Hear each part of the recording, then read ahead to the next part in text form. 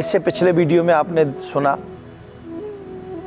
भगवान की दूसरी भक्ति क्या है, और इस वीडियो में आप समझेंगे कि तीसरी भक्ति क्या है। दूसरी भक्ति भगवान की कथा सुनना है, और तीसरी गुरुपद पंकज सेवा, तीसरी भक्ति अमान गुरुपद पंकज सेवा।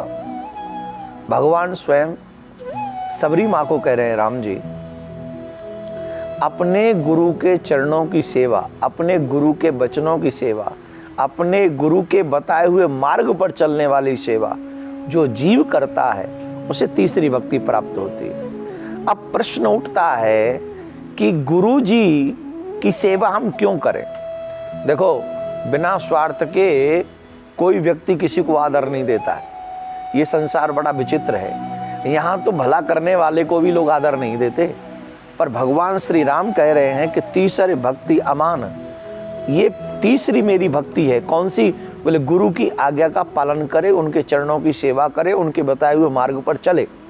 अब देखो, मैं आपको एक उदाहरण के तौर पे समझाता हूँ। एक चींटी को बेंगलोर से वृंदावन जाना है। चींटी को अगर बेंगलोर से वृंदावन जाना है तो कृपा करके बताइए उस चींटी को कितने घंटे लगेंगे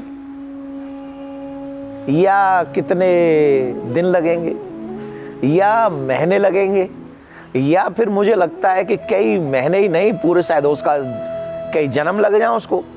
बेंगलोर से वृंदावन जाना, वो भी एक चींटी को, बताओ कितना टाइम लगेगा?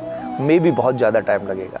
लेकिन वही चींटी, कोई व्यक्ति बेंगलोर से वृंदावन जा रहा है और उसके कोट की जिप में, कहीं भी जेब में आकर बैठ गई,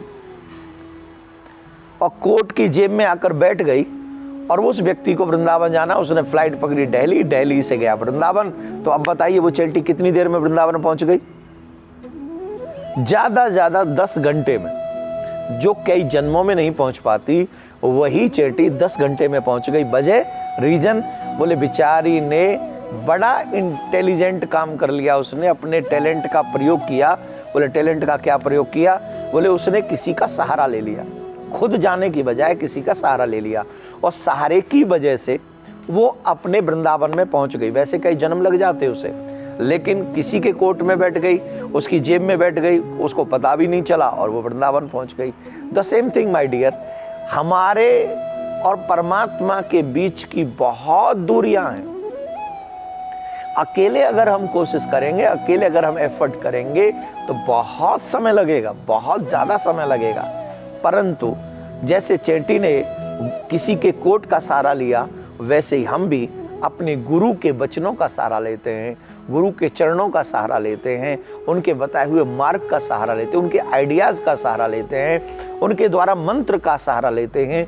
तो जब हम उनके मंत्र का, उनके आइडियाज़ का, उनके चरणों का, उनके वाक्यों का जब हम सहारा लेते हैं, तो हम भी यहाँ से और वहाँ की दूरियाँ चंद घंटों में पार कर सकते हैं। लेकिन कब?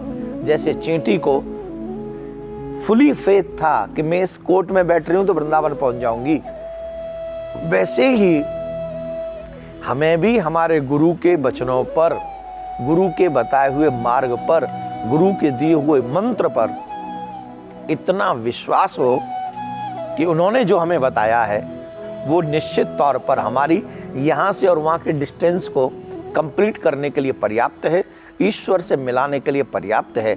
जब हम ईश्वर से मिलाने के लिए गुरुदेव तैयार हैं, तो फिर हमें उन पर बिलीव करके, फेथ करके, विश्वास करके आगे बढ़ना चाहिए।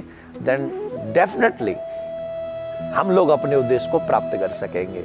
भगवान स्वयं कह रहे, श्री राम जी, गुरुपद पंकज सेवा, तीसरे भक्ति अमान। मेरे तीसरी भक्ति अगर जीव करना चाहता है तो गुरु के चरणों की सेवा करे, गुरु के बताए हुए मार्ग पर चले। और वैसे भी माँ पहली गुरु होती है जिन्होंने बताया कि पिता कौन है।